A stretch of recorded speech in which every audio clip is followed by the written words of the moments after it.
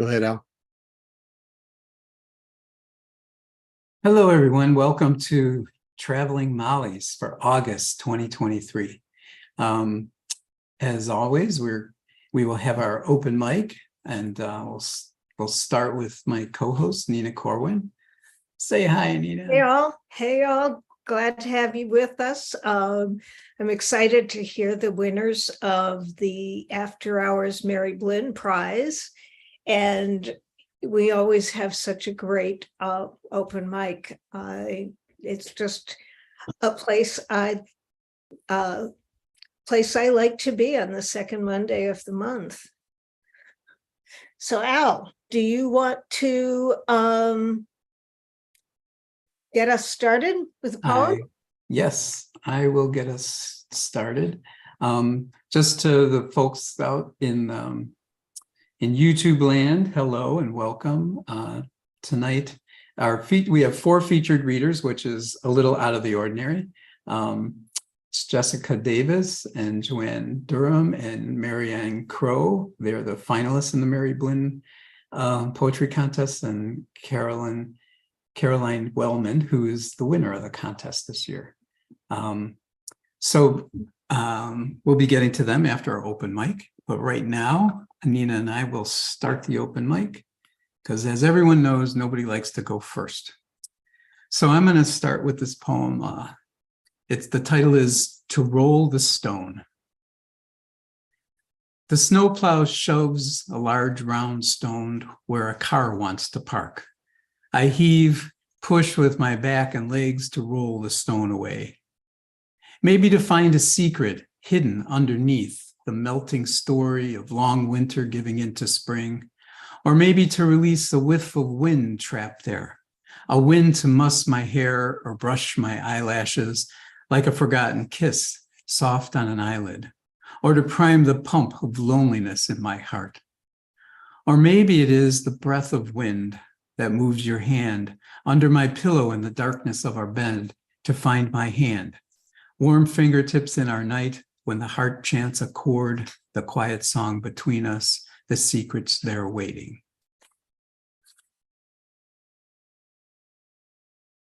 Thank you. Nina. That's lovely. So I was just saying love and death. Some years ago, I saw a piece in the Globe and Mail about problems that were what's the name of the place? La Vendue in France, which was drawing headlines for a new local law that made dying, as Globe and Mail called it, a grave offense. The town's only cemetery was full, and plans for a new one were rejected after a group of environmental activists took the town project to court. So I guess the bodies were building up, and that seemed like a good enough basis for a poem. Burial space filled, town outlaws dying. 1. All the holes have been filled.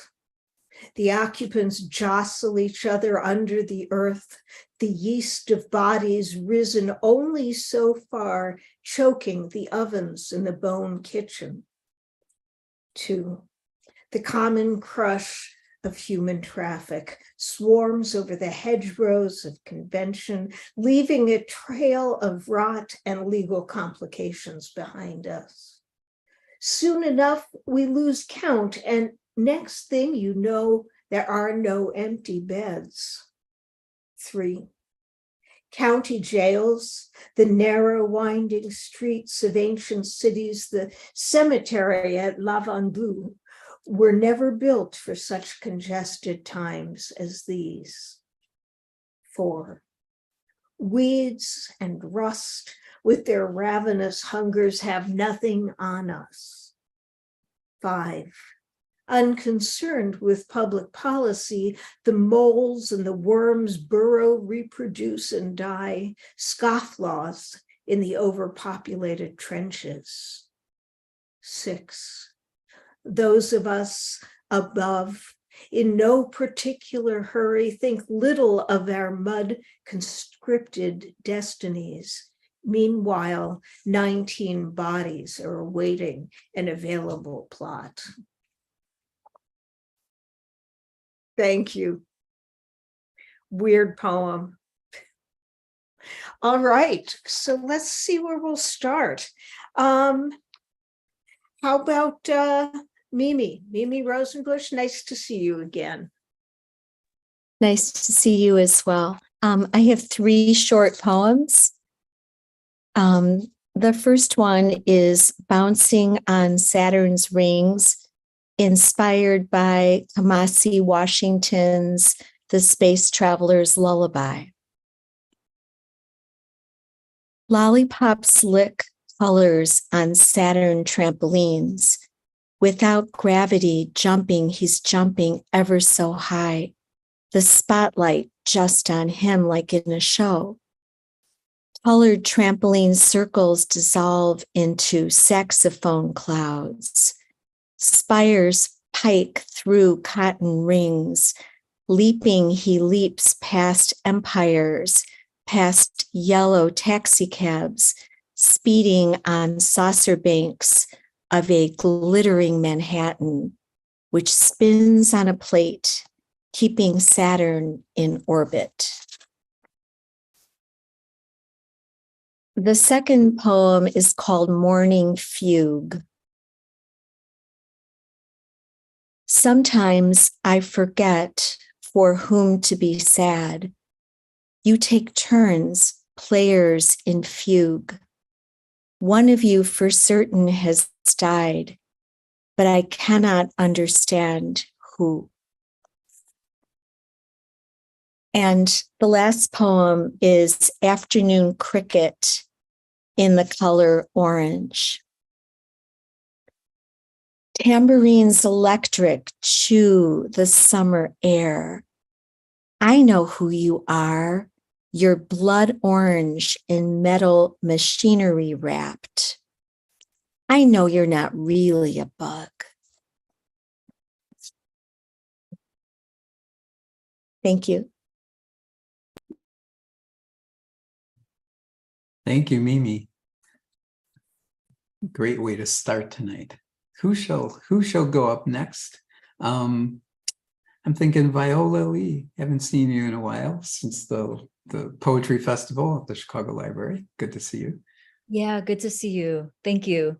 Thank you, Al and Nina, for doing this always, and for Bill for all your technical help. And then thank you, or congratulations to all the winners of the prize. Okay, so I'm going to read some poems today. And okay, so I'm going to actually read them on the screen. So hopefully this works. Okay, here we go. Wait, what happened to the poems? Sorry. Okay, here we go. Okay, so the first poem, I'm going to read 2 poems. The first poem is actually recently my uncle passed away. And so this is a poem just like a reflection of all kind of me processing that. So this poem is called What Makes a Man? What makes a man in honor of Kanavaji? What makes a man then? Not his battle scars, not the burns in the fibers of his uniform, not the metal, not the pin. What makes a man then? Joy, said the grandson to the table. Joy, said the son to his grave. It is joy that brings us to this country. What makes a man? Joy leads you to the others, and at every hour the others will call you home. A man is made not in all his entirety, his garden of proofs and want. Poof goes love in a heartbeat, but joy frees you from sin. Are you listening? Joy amidst poverty. Joy rains from the sky. Joy says, live your truth to every younger brother. It will follow you past death. What makes a man? It is with joy. Why else are we working so hard then? Why else have we come here? And it is And if it is an order you need and demand, then live it. In the name of this, live it. In the name of rug, brush, fruit, live it. Do you hear me? Live it. Even with words, even in death, live it. Okay, and then the second poem that I'm going to read today is actually my husband and my 19th wedding anniversary. We've been married 19 years, and we celebrated before. So, but anyway, this poem is, maybe it's about that. And this poem is called Naming. Naming. Not the way I love pomegranates or grapefruits on a Saturday morning at the market. Not the way I love sunflowers or azaleas, all pink and bright, all light and sunlight, but the way I love writing this poem, or the way I love seeing you study particular words from underground stems and the naming of each of them, rhizome, tuber, corm, and bulb, the way we grow even when layered in earth and dirt, the way we grow even when we move and change, earth and dirt, change, not the way I love how somewhere there's a song in all of this, and somewhere there's stillness and gratitude and foraging and abundance and thankfulness in the idea of what is enough. Somewhere in all of this, there is a home, and the things we come to name, the timelessness in work, the porch that needs repair, the work that needs repair, the gratitude in the repair, in those pictures when the house was so much younger, the garden that was once housed by birds. This is what I am naming. I am naming yours. Thank you so much.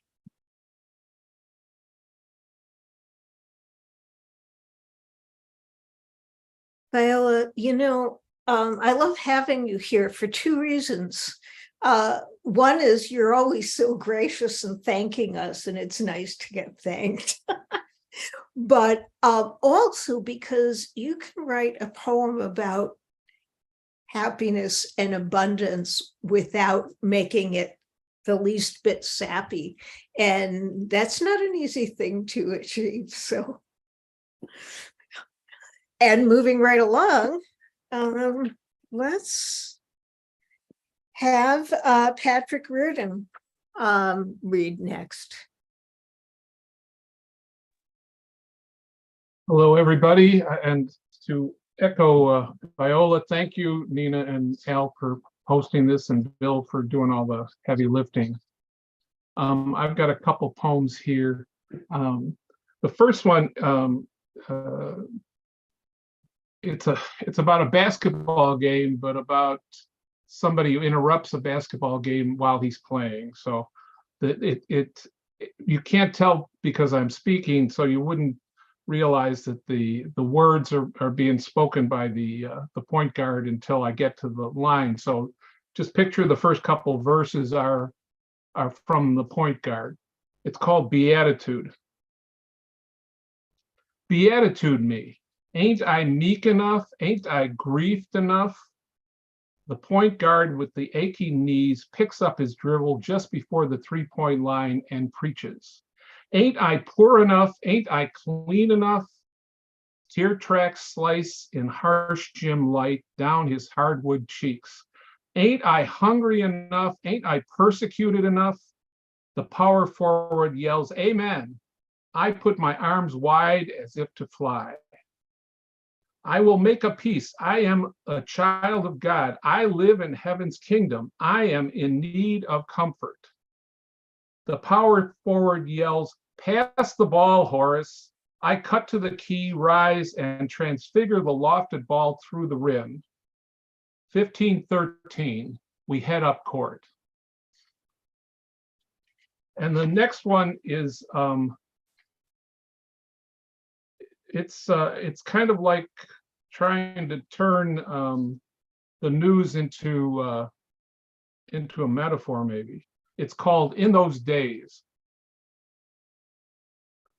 In those days, the self-afflicted were loud like a rat caught in a dark pipe. In those days, the dead buried the dead.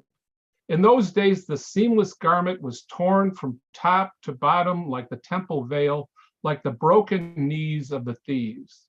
In those masked days, in those shrill days, I threw my cloak over innocent shoulders. I walked along streets gargoyled by fear. I saw anger eaten with relish and vomited with shouts of joy. Lord, have mercy. In those days, memory was a gap. Rapine pioneers claimed continence. Certainty was an abyss. I was body and bread, Lamb of God.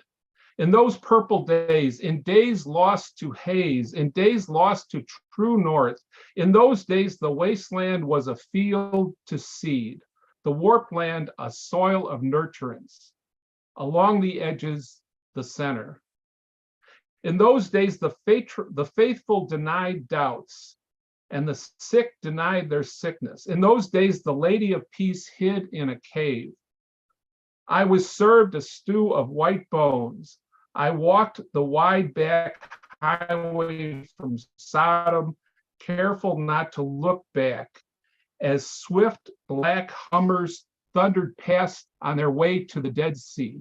In those days, the newborn dawn was ignored in the air-conditioned caves with a Cyclops rock lodge to block entrance. A type of vulture stood high in the halls of legislators. As the judges robed, an arrow. Holy, holy, holy. In those days, I walked the path of birds. I was one with the communion of sparrows, drab and without significance. In those days, alarms were embraced. No feet were washed. Dust settled on the leaves like a sledgehammer. In those days, no one heard the sacred hobos. Thank you.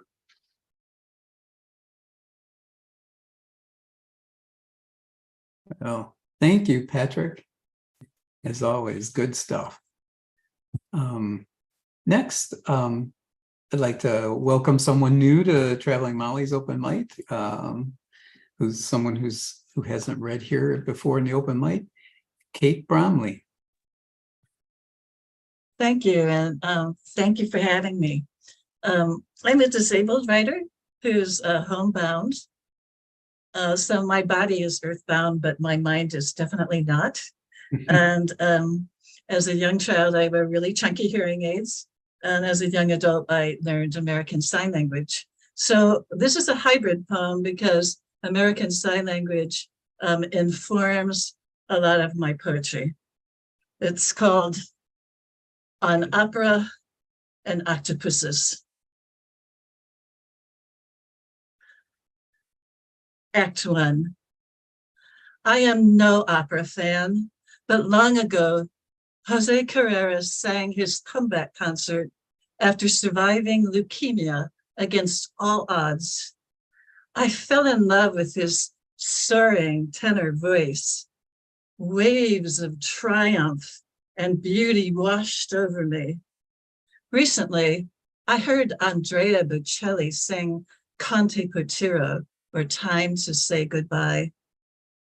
The swell of the music, the surge of his voice unfurled my fingers, expanded my limbs, and I was moving like an octopus. Act 2. I didn't know anything about octopuses.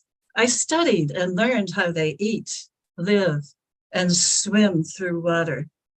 If I was going to dance like one, I wanted to get it right.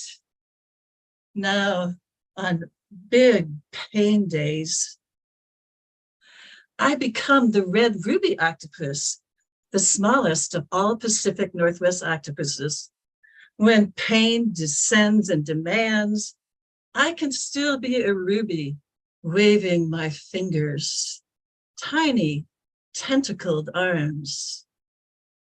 On days when pain recedes to smallness, I am a giant Pacific octopus. They live right here, the biggest of all octopuses in the world. And I become one, growing more arms in places hard to imagine, moving fearlessly and grandly through space with grace. Ah, freedom.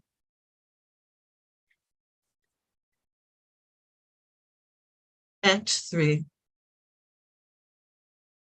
Dear Andrea Bocelli, thank you for filling my hungry cells with exuberant sound. Because of you, I emulate the octopuses of Puget Sound, loosening knots of pain, unraveling tangled tissue. I realize this may not be the audience response you expect or desire, but there is no gratitude more sincere. Dear octopuses, thank you for helping me unwind pain, energy, and sound in such an octopudidian way. I will always try to portray you beautifully. Thank you. Hey, maybe between us, we can figure out a way of captioning this. If you know anything, let's talk about it afterwards, because I really want to be able to accommodate whoever.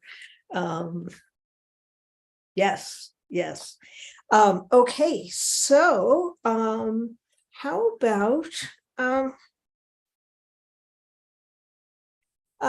John Simmons? John, let's hear from you. I don't think John has made it in. Oh, okay. So let me just see who we've got. Susanna Lang. Hello there, and happy to be here. It's been a little while. I've had the good fortune to have 2 books published this year, so I'm going to read a little bit from each one, starting with my chapbook like this. This is an abecedarian in that every title is a simile and they are in alphabetical order. I'm going to read R and X. Like rain washed into the river, we are absorbed. Like a branch torn from a tree on the riverbank, we rush downstream. Like birds singing into the 2 a.m. dark, we are limited in what we can say, but required to speak. Like a bell rung only once a day, we call to others, we call to you. It is a long way from where the river begins to where it joins another, but unless rain becomes flood, we cannot change course, nor arrive. We are always on the way. Like the river rising, we gather speed and force as we go. Everything nourishes us. We bear everything on our backs. These poems were written during the time when we were locked down for the pandemic. This one is called Like Solving for X. It uses all math expressions, which since I damn near failed every math course that I had to take, I probably shouldn't have written. My son, the data engineer who checked it for me to make sure the math wasn't completely bonkers, told me I shouldn't be writing about math, but here goes. Like solving for X. We have not been careful. We have forgotten the steps. We know what the constant is, but have lost track of the variables. We have chosen the wrong operators, miscalculated the exponents, misidentified the expressions. We have not been careful in our count. We have forgotten the rules. Every number is now irrational, but we can verify that the numbers grow larger, even if mythical, the curve steeper. We have not been careful in counting the dead. We have forgotten the rules governing equations.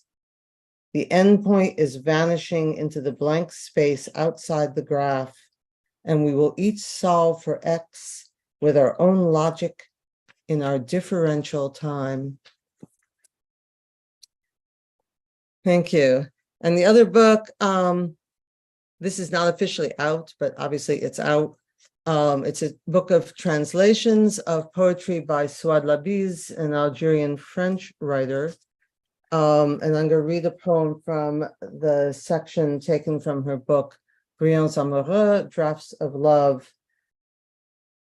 I was so hungry, thinking how love used to taste. I turned on the stove to warm the leftover soup made with spring vegetables. I didn't have the energy to make a couscous. Rain teased the plants outside the foggy window. I thought of all that's been delayed. You, spring, love, spring vegetables. The rain paid no attention to my chaotic thoughts. When the fog thickened, I remembered my great hunger. And if you like what you heard and you go to my website, SusannaLang.com, and Susanna has an S in the middle, not a Z, you can find my books. Thank you again. Thank you, Susanna. That was, congratulations on the books. That's awesome. At the last person in the open mic tonight will be, unless somebody else shows up, and the weather's pretty bad out there. Next up, Lonnie Montreal. Hi. Sorry, I went to yoga and then I got stuck in the parking lot because of the storm. So I'm so happy to be here. I love listening to poetry. It's like church. So this piece, I want to read this piece because it's the month of August, and a friend of mine who passed away a few years ago, her birthday is on August 30. And so I just wanted to read this in memory of her. And it's called Visiting Hours. And it was published in the Asian American. It's a journal, but they moved from an actual physical book to just online. So you can actually find this journal is called Riksha, Riksha, Riksha magazine or Riksha journal. Visiting Hours. I was not expecting to see Lake Michigan so blue between tall scrapers, casting hooded shadows at 5:04 St. Patrick's Day.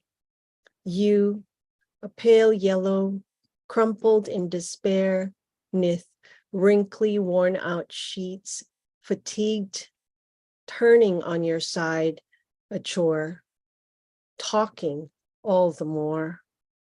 I wondered if I'm imposing my presence on you, my being here.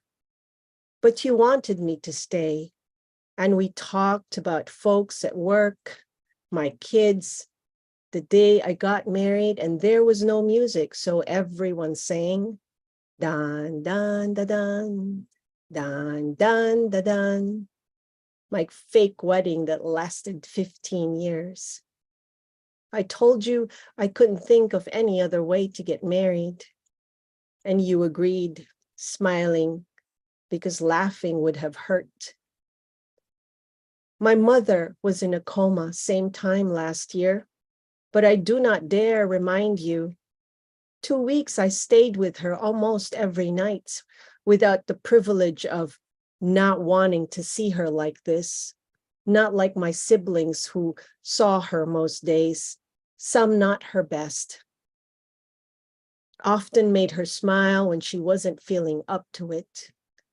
We had honeymoon days, she and I, the week-long sweetness between us lathered over past battles, having discovered our humanity across the ocean. That's what distance does, I suppose. But you do not think you'll have that with your little one.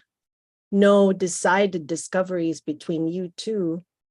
Only 9 and mutinous, you sulked over her overextended iPad use. But I promised you that things will be all right, as if suddenly I've become an expert on childhood development. And you simpered because that's all the energy you have for. And we stayed silent together as I tidied up, arranged cold packs and heat packs in a pile, threw out used hand wipes and half-eaten fruits as the sun sets on the other side of Chicago, leaving but an orange line above the simmering lake. Thank you.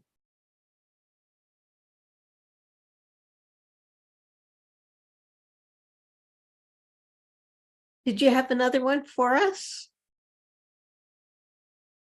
That's it for me. Thank you so much. Thank you, Lonnie. Well, that's the end of our open mic. And tonight we have a very special featured artist. We have 4 people this month instead of, oh, there we are, instead of 2 as we usually do. And as many of you know, I'm the publisher of After Hours, and I'm here with my co-editor, Pat Hertel. And this year's judge, the Mary Blinn Poetry Prize, started in 2019. So this is our fifth year doing the contest. Our judge this year was Timothy David Ray, who sends his greetings. He wasn't able to join us tonight. But before I introduce our 3 finalists and 1 winner, basically everybody's a winner, 4 winners, just tell everyone a little bit about the contest. The way it works is we gather submissions for the contest.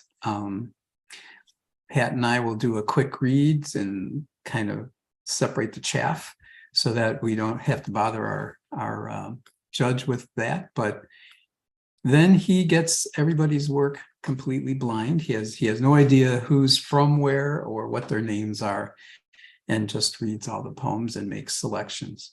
So I've been a poetry contest judge in my life, and let me say it's not easy. So very grateful to Timothy. I don't know, Pat, if you want to say anything about Mary Blinn herself. Mary Blinn was Pat's sister. She was a totally devoted artist, and many times published in After Hours.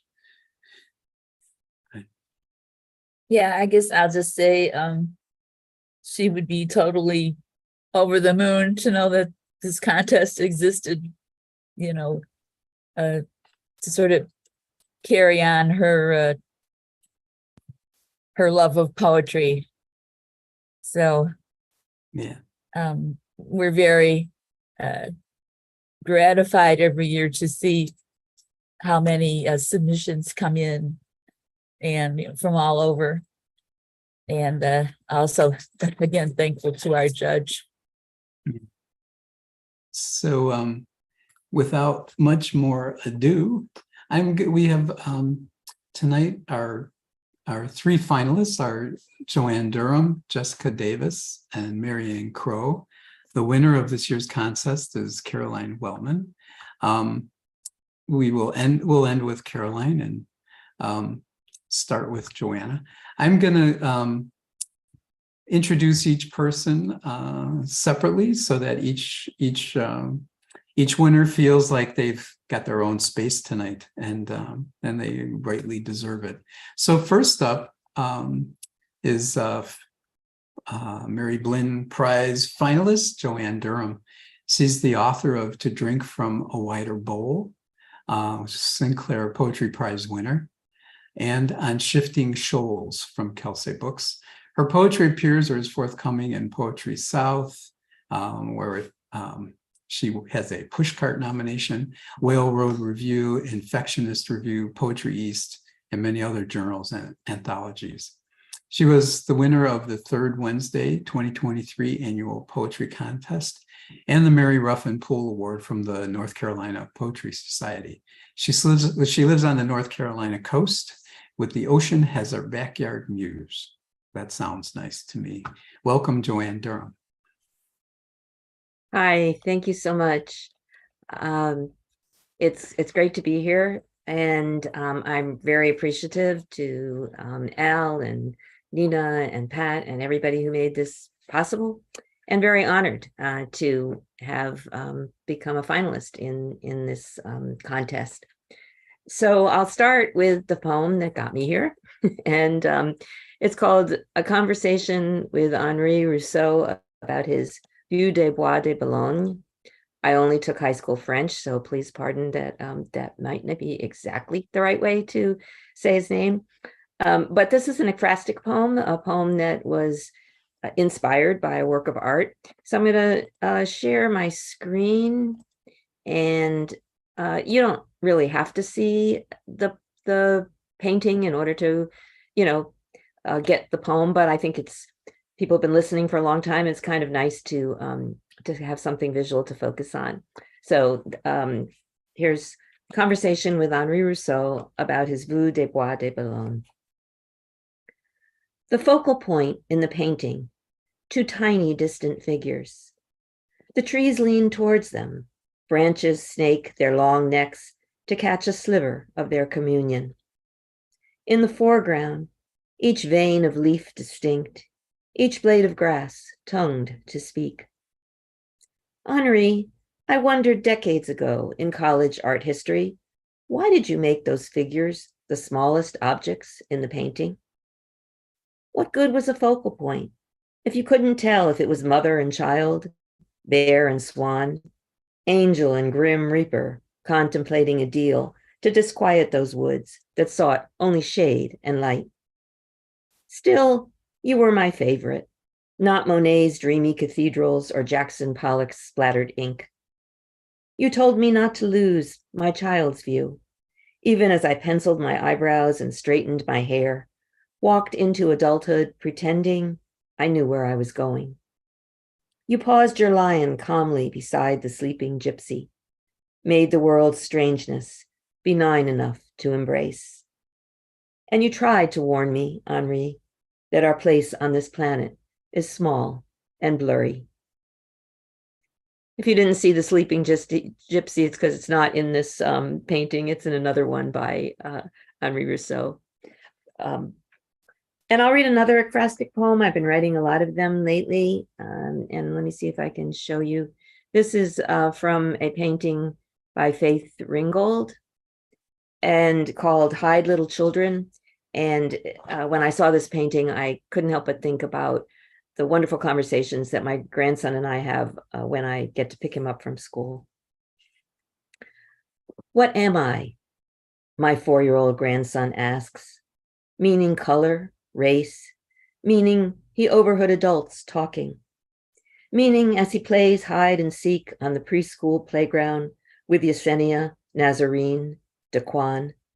So far, their differences have all sorted in the same folds of his brain, with tall and short, skinny and plump, fast runners and slow, meaning he doesn't know with his white face, peering from bushes where they all hide, that his world looks different from how it looks to Nazarene, Yesenia, Daquan, or how the white world fixes them in their places, meaning he will soon shed his innocence, like the cicadas molted their nymph skins, exposed as their bodies hardened, meaning we'll do our best to teach him the meaning of the long shadow white casts without casting him into its mold.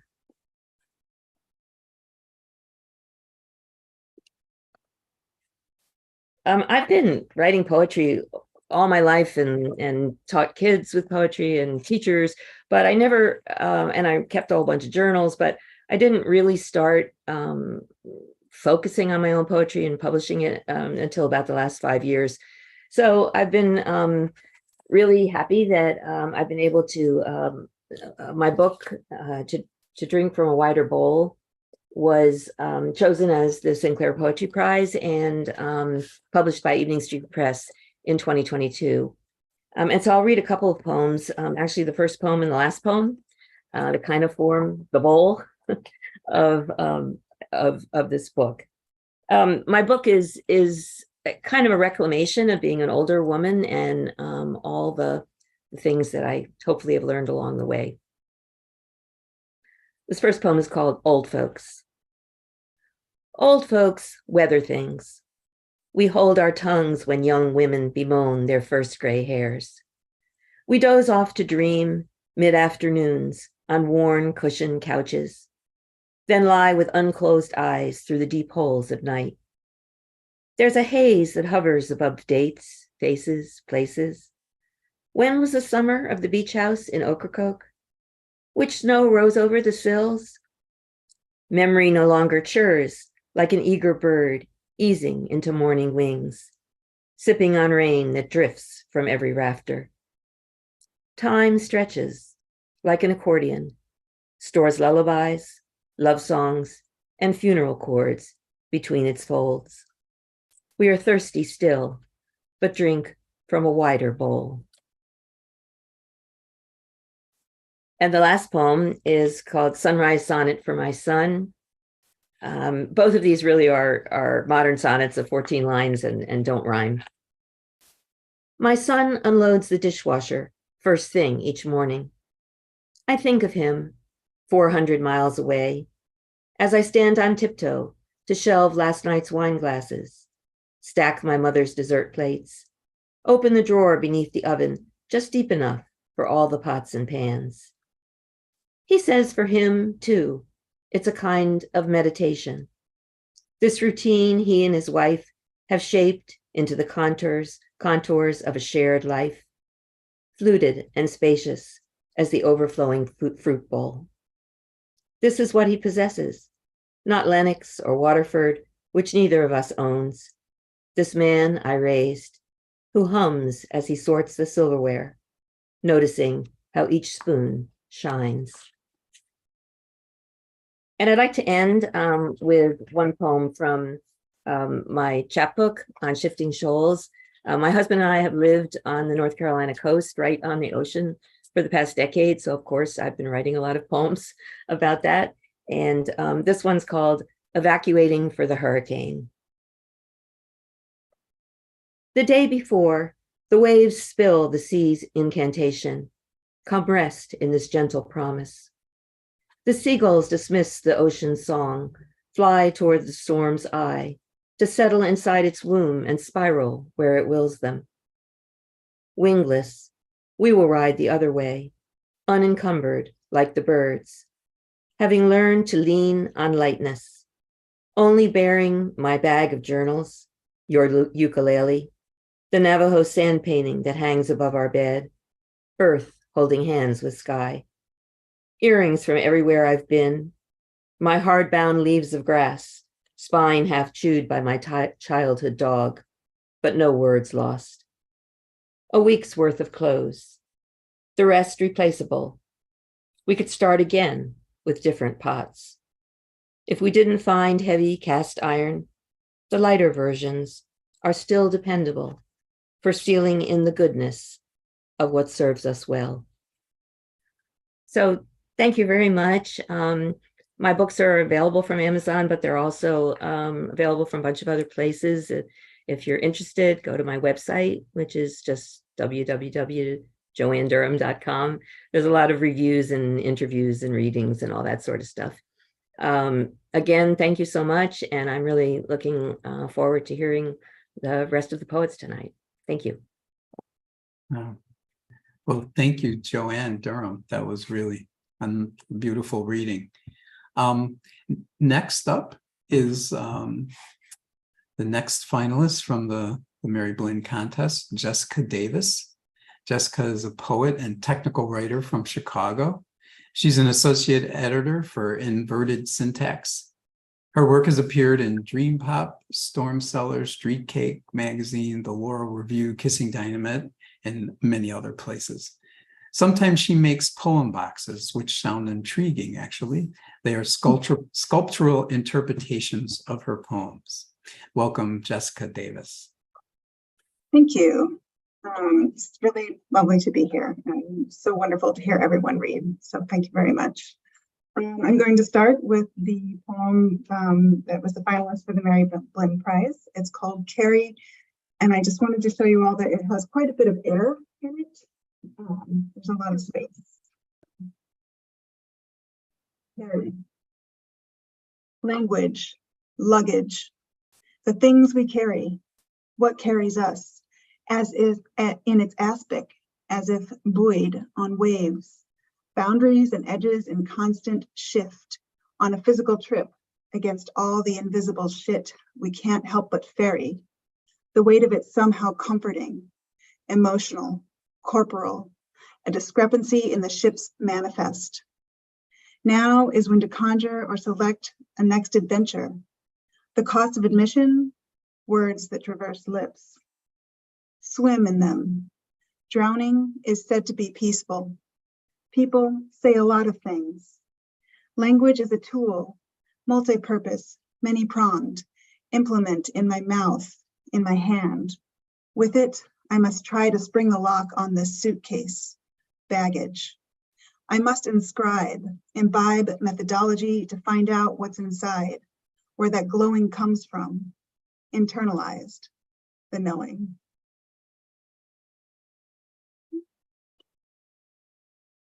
This one's called Seeds. I want to believe that maybe art can save us. Wait, come closer. I want to believe that there exists a conduit, a vehicle and a tenor, a delivery mechanism, a system or a chaos through which we get to run naked, shrieking, until the blooming lungs have wrung out all their ghosts and horrors, until their spores find wind to ride and carry them back into breath, to root forth into new tender places, threshold undressed. Cross me, what is destroyed in that process, the letting go and what is left. I want to believe in not the outcome, but the process, the practice of spell casting, its chimes that reside, seeds within death. This next poem, I just decided to read it, so I don't have it printed out, so I'm going to read it on my screen. But it's the weather today. It's really been raining all day in Chicago, and this is a wet poem. So it's also an elegy for a friend of mine who died a couple of years ago, Andrew Smith. Its title is something he used to say a lot. Nature invented bodies so water could party. Nature invented Nature invented bodies so water could party. But this week it won't stop raining. I refuse to close windows. It's so cool for late June, and everything is damp, encourages mycology, curiosity as the world spores into space, but this humidity situates into a cloud forest memory of paper on the verge of hosting mold, skin and eyes never dry, treetops outside my window catching drops and letting go. Precipitation is a cycle. You died a month ago, left the party right when it was getting good, or at least interesting again. Your body sent to fire, evaporation of temporal host, disintegration. When nothing makes sense, I revisit the hope that at least we got a new interstitial guide. I want us to meet again at that lunar tea house in a different dimension, hit the intergalactic strip club afterwards. But first we must sip enriched tea, enhance whatever vehicle we're occupying, catch up and rave together like days past that will never happen again. Eventually everything, impulse, inebriation, our time together, wears off. Until then, I fling open windows, take rain walks with no umbrella, let the wet fabric of this moment saturate clothes and hair so that when I make it home, water is ready to go. I crank the music of you so loud that I can't hear the loaded complaints from neighbors, knees, time's passage, grief. Is this how we are to party now?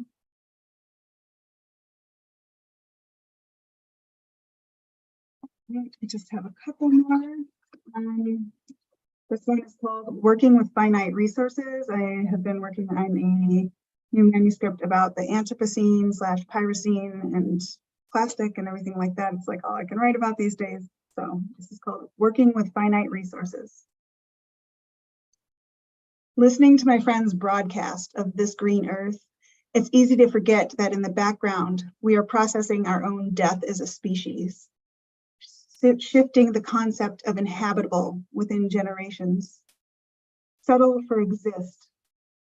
I tumble the Anthropocene's deep time in my mouth like a river-worn rock, the taste of geologic echoes. What survival means, mutating.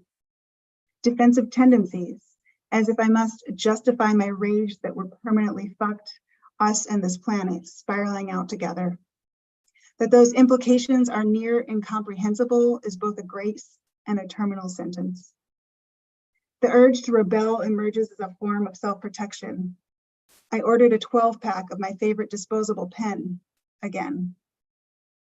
I'm part of the problem, but stay enamored with that particular river of ink that spills from tip.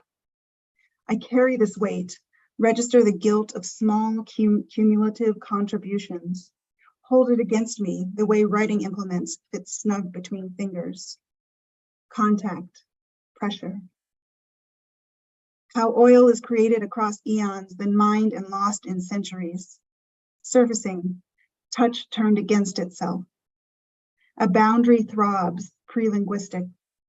Friction of what I want to say emerges for excavation. An open vein to become external. Skin when it breaks. What that fissure releases.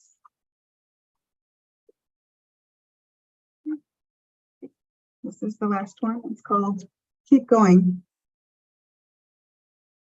Both our phones were dead and we had no map. The roads became smaller, continued to narrow, turned once again to dust, but we kept going. And when we came upon the lake, I took your hand and whispered, "This is not the end." Thank you. Wow. Thank you, Jessica.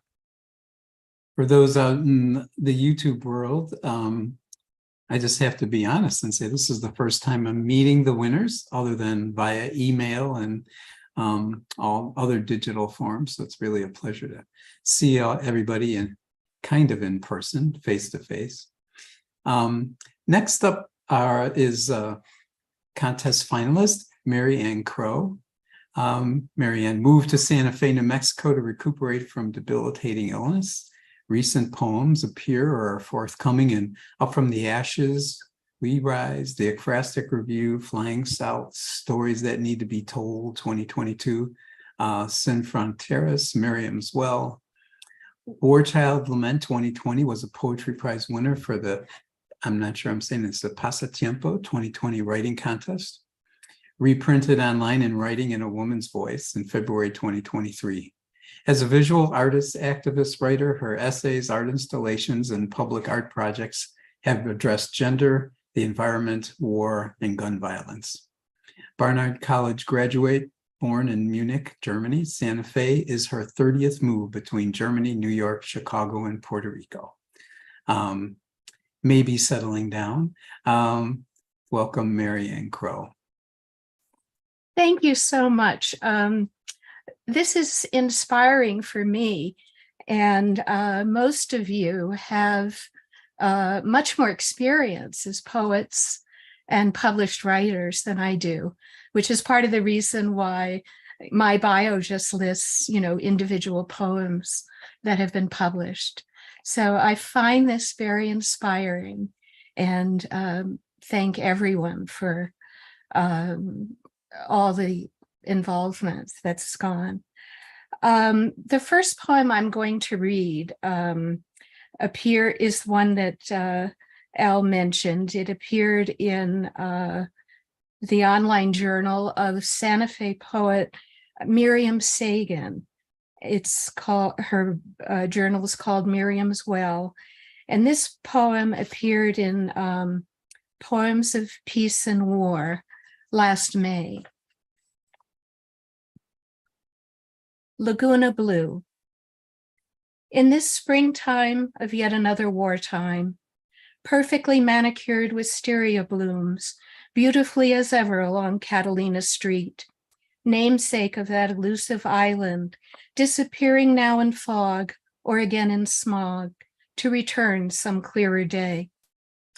4 weeks after the invasion of Ukraine, protesters clothed in yellow and blue outnumber volleyball players at historic Main Beach.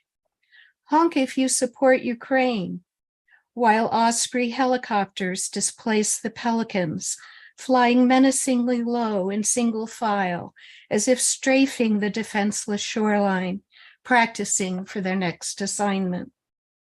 Half a block up from Hibiscus and Bougainvillea, thriving at the corner of Clio, a homeless man lies motionless as one of the dead outside Kharkiv or Mariupol. Should I call 911? But he is turned over to his other side by the time we return with groceries. He must still be alive. Just one of too many desperate wanderers flung by unfortunate circumstance, here to the continent's far western edge. Its scenic farewell, a decoration of aquamarine bays and crescent-shaped golden beaches, native treasure once claimed by Spain. Thank you. Thank you. The second poem is the one that is the winner that brings me here. And for me, it's also a very special return to Chicago. And I'm very grateful that Timothy David Ray, someone who probably also loves the South Side, selected it for us. Oh, and some of you from Chicago probably heard when you were in school, as I was, that the origin for the name Chicago is an indigenous word that was connected with the idea of green onions. And that's where Chicago comes from in my title. Missing Daughters of Chicago, for Brent B., Kent G., Chaka K., and Hyde Park classmates. She said we could be twins if sisters came in black and red-haired light. We were the same height and had 2 brothers. Despite different skin and our identical plaid Catholic schoolgirl uniforms, both of us too slow for playground double Dutch, South Side, Chicago. Living across from an apocryphal Narragansett Tower amid pseudo-Indian village apartments, our families took pride in sharing mythical Cherokee ancestry, mine from the Blue Ridge of Georgia, hers from Tennessee. Seatmates on the school bus together when 4 Black girls our age were killed, President Kennedy shot soon after. We passed posters outside the Nation of Islam Mosque for little Stevie Wonder on tour downtown. The first year my father was away, preparing for Vietnam. Dad returned after the following year, enduring 64 and his village's bombing. But his favorite Sam Cooke could not survive another killing season in America. We corresponded through some mean years when Blacks and whites weren't making friends. Too many assassinations from Malcolm X to Fred Hampton sealed her change from our shared religion. And we grew up together, became an excuse she'd add after college Black table introductions then. We didn't even seem like friends last time. She changed her slave era name. I kept mine. And though I've moved beyond the Mason-Dixon line and sometimes feel like I'm not quite white passing. I mourn her heart's deeper pain with each new horrific headline, from Charleston to Charlottesville, Minneapolis to Buffalo. Thank you. Thanks so much. So the last one I'm going to read, I didn't learn as Joanne yet. I haven't learned how to do an ekphrastic on my, to share the screen. Can you see it at all? Probably not. It doesn't look like it. I think if you pull it closer to you rather than right up, there we go. Oh, okay. I'll put it over my face, maybe. Oh, no, that doesn't work. Okay. Oh. Well, anyway, some of you may recognize this. It's a painting by Frida Kahlo, and it appeared in the Ekphrastic Review in May. What the Water Gave Me, after Frida Kahlo's 1938 painting. Patron saint of female artists determined to have a child, thoughts turn to you as I'm thrown off balance, bloody knees again. A quarter inch shorter since the pandemic, with more discomfort in my 3 scoliotic curves. Yes, that is nothing compared to all your brutal surgeries. Still, thinking of you more often as I return to back braces, one of your paintings comes back to me with some vague connection to New York and your last miscarriage. And I find it startling to see that it is not the usual view of yourself in a mirror portrait, but the view of your legs and feet in a bathtub. Your toes angled down and could be mine. I couldn't recall the objects in the bathwater, but can see now they are selected scenes from your life. Icons depicted as small floating Hieronymus Bosch bathtub toys with a threatening Empire State Building, all placed strategically to obscure any lower leg deformity. Only your parents are fully clothed in this limbo. The ugly braces are gone, but what causes blood to drip from your right big toe? And where is Diego? Perhaps disguised as the skinny, white-haired old hermit, tightening the rope around your neck. Or have you painted over him below the water's surface, cleansing him from this history to be washed down the drain? Thanks so much. Thank you. Wow. Well, thank you very much, Mary Ann. Some beautiful words there. So now we're going to close out the feature section with the 2023 winner of the Mary Blinn Poetry Prize, Caroline Wellman. Caroline earned degrees in creative writing and American literature from the University of Arkansas. Her poetry collection, Presences, was published by Parallel Press in 2014. Her poem, Poetry of My Father as a Mute Swan, the winning poem, also appears in Peach Smoke Journal. Her poem, Winter Dreams, which won the Anthology Poetry Award for 2022, appeared in volume 19. She previously taught writing and literature at colleges in the Midwest and South. Recently, she taught a beginning journalism class to local middle school students. This fall, she will teach a beginning creative writing class to middle schoolers. She works for the U.S. Postal Service in Illinois. Welcome, Caroline Wellman.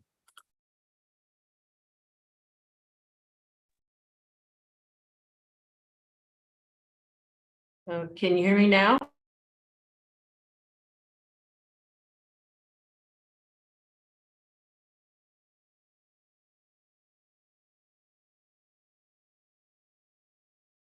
You're muted. There you go. Okay, thank you everybody for being a part of this and for organizing this. It's really been wonderful to be a part of this, and just thank you, all of you, for sharing your poems and for making this possible. It's great to be a part of this. My first poem is from that collection called Presences. And the first line is actually from a poem by Derek Walcott. I think it was in his book called The Bounty, but it's called Nostalgias. And for me, Derek Walcott is the one who kind of raised the longing for home to a high art. So this is Nostalgias. I am not home until I wake to train whistles crescendoed at first light, until I have turned in the clank and lurch of boxcars, the rhythm of their passing. I am not home until I scent the sour dregs of feed grain dropped by rumbling trucks and blown into the North Bottom Road's narrow shoulders. I am not home until the Mississippi sings its lullaby, hushed and steady, insistent as its name, strong brown waves drowning the traffic that plays across the bridge's harp. I am not home until I stand beside this mile-wide tide that trumps all others, rolling along slowly, until I breathe this ancient, mud-thick, fish-rank river. When I was teaching in Georgia, I told one of my teaching colleagues that I never felt like I was home until I saw the river, because I grew up a mile from the Mississippi River. So then whenever I went home, they would tease me about it and ask me, you know, did you go see the river? Yes. How is the old man? Is he doing all right? Yes, he's doing fine. But the wonderful thing too was like I could leave on a plane in Atlanta early in the morning and actually be in Chicago by mid-morning. And then before I took the train down to where my family lived, I had a lot of hours between the time the plane landed and the time the train left to actually explore and enjoy Chicago. So I kind of had the best of both worlds. This next one is a haiku. I've been writing some of those lately. I haven't written a lot of them, but this one kind of started on a morning when I was trying to write and trying to write and trying to write, and nothing was going anywhere. And then I went outside and, you know, something did happen. So this is called Just Before Sunrise. Did you hear them too? The yips of a war party as geese went over.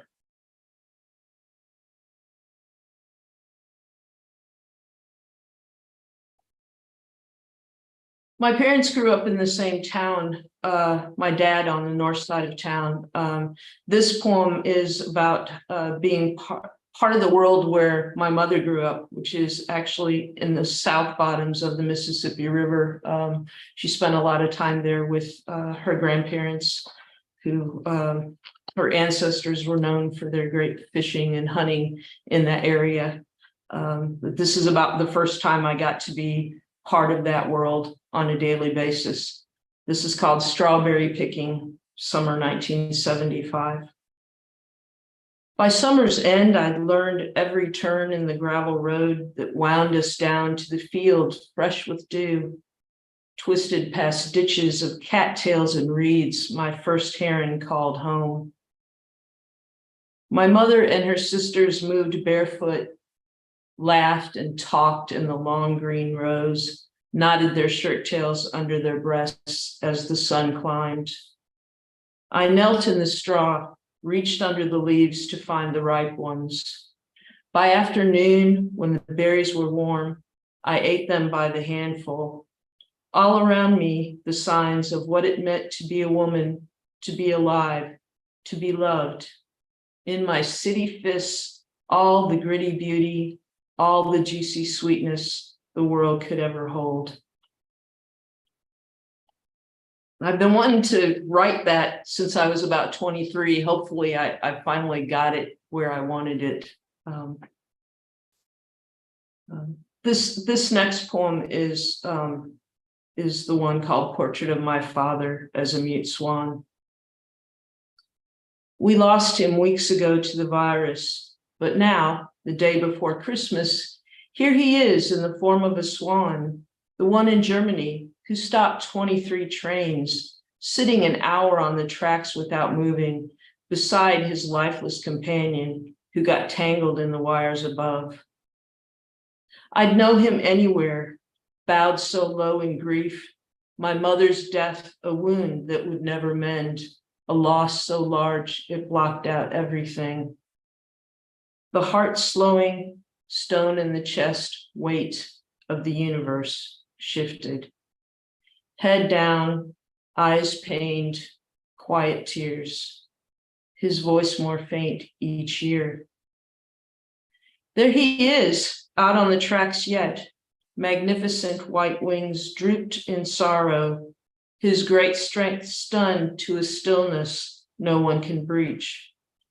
For somewhere, deep in his bones, he knows mourning is commensurate to that sudden deep well of loss, its savage, shattering silence.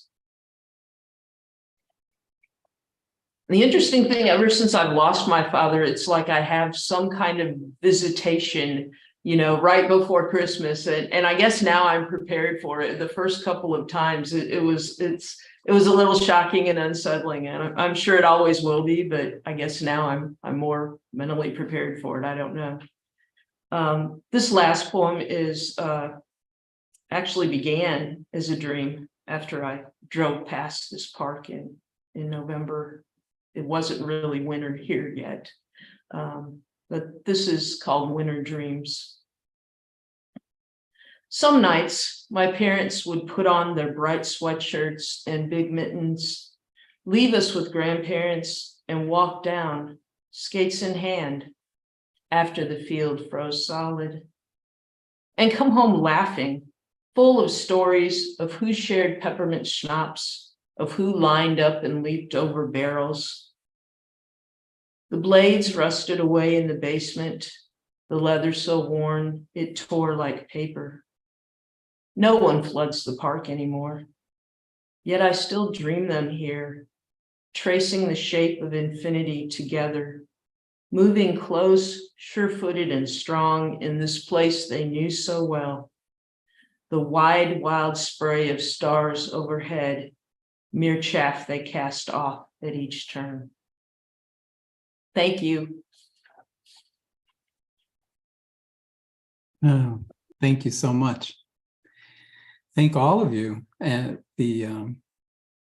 thank you, Caroline, and thank you, Mary Ann, Jesica, and Joanne, and to all our open micers. I just, we have a few minutes, and I thought I could ask the prize winners, and anyone can answer. Just jump in if you'd like. That what I just like to throw out, I'm curious, is what the process is that you use for putting together a poetry contest submission.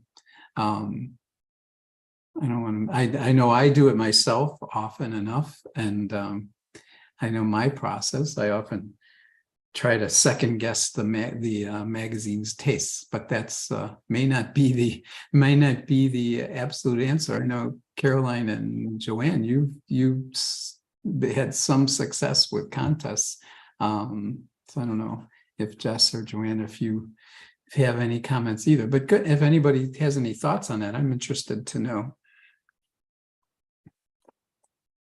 I guess for me, it's a little bit of everything. I mean, certainly, I only usually enter contests in places that I think my poetry is like somewhat compatible with, I mean, so from there, I just try to choose what I feel like are the best poems, the poems that I'm most interested in, that I've written, that I think maybe other people would enjoy.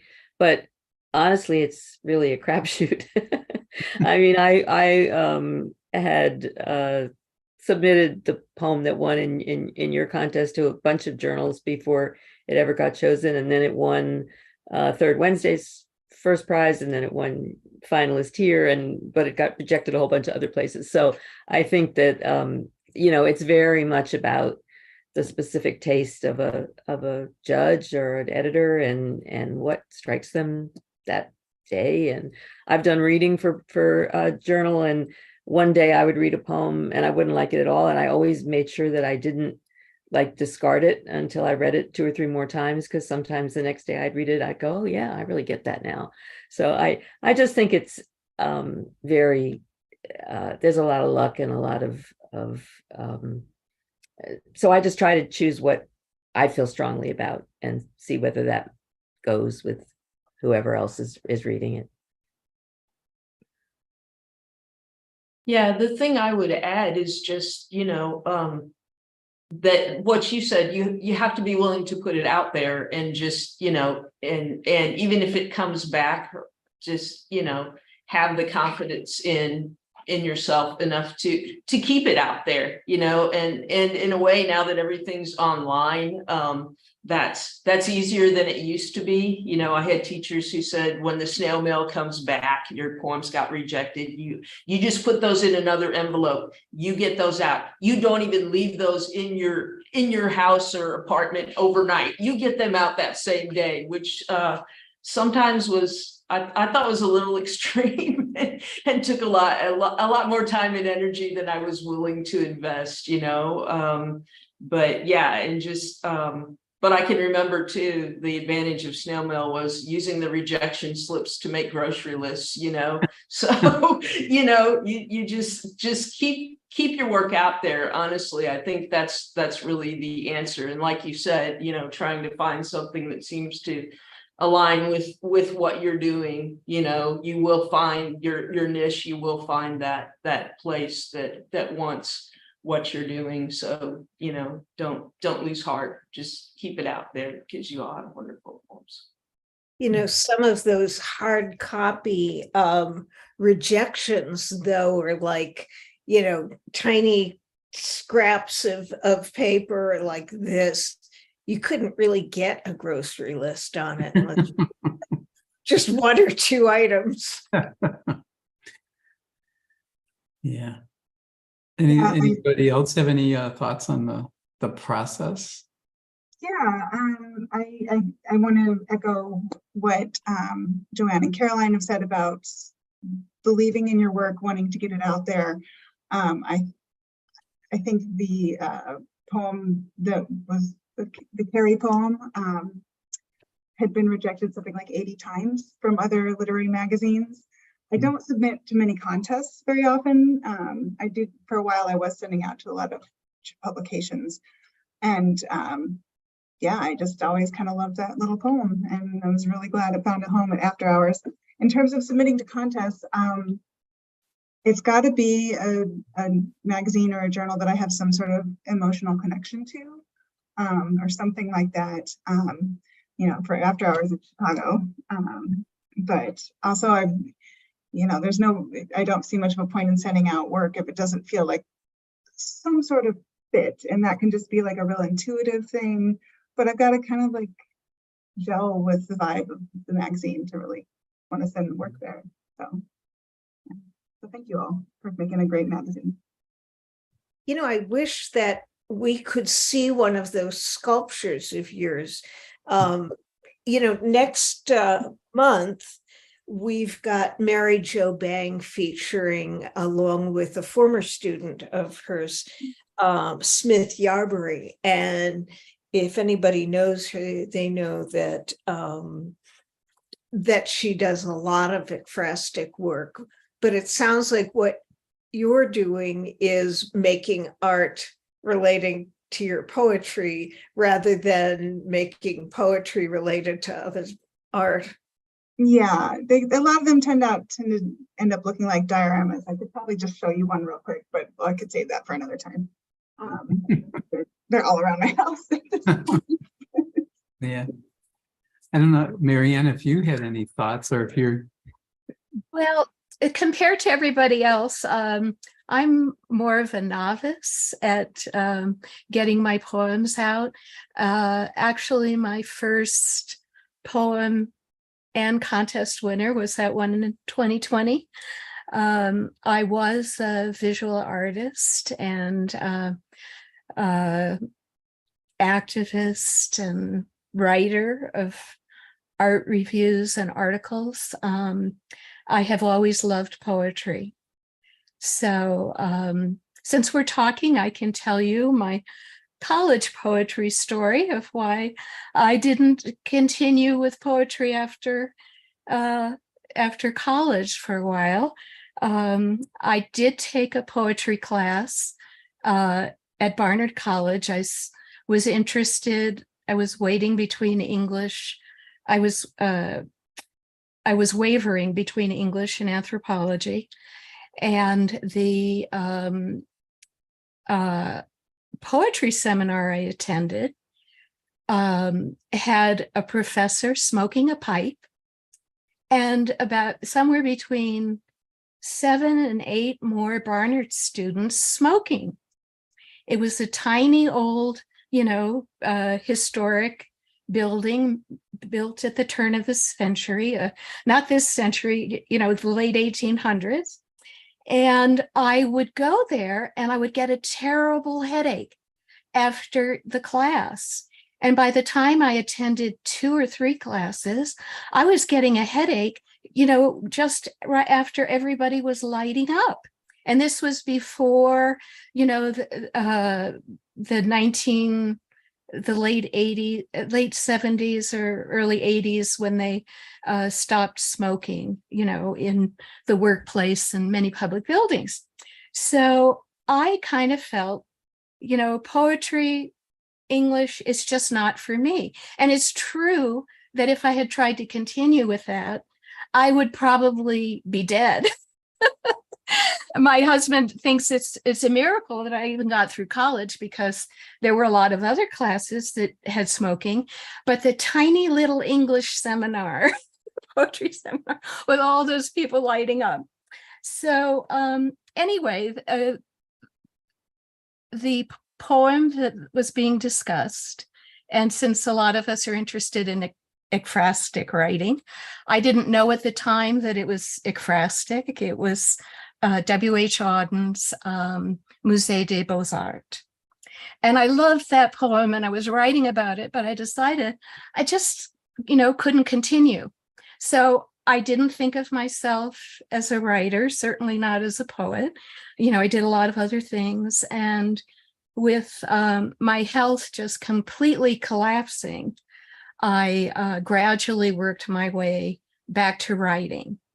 And I was writing some things, and people said, "That's a poem." You're writing a poem. So I'm working on my first chapbook, trying to send that around. And that's like old news for many of you. But it's so encouraging for me to, hear what you're doing and see the wonderful things that you've all written and the work you've been doing. So it's just, for me, it's, I don't really feel I know exactly what I'm doing with sending out to contests, but this really appealed to me because it's Chicago. And I wrote about some missing daughters of Chicago, but my mother, my grandmother, and my aunt are all buried in Rose Hill Cemetery.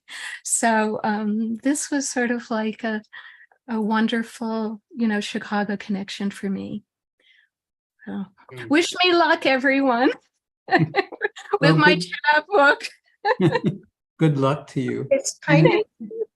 It's inspiring. Hopefully it's inspiring to people out there as well, that someone who has not been writing poetry, well, you were writing it when you were younger and then you went away from it. Now you're coming back.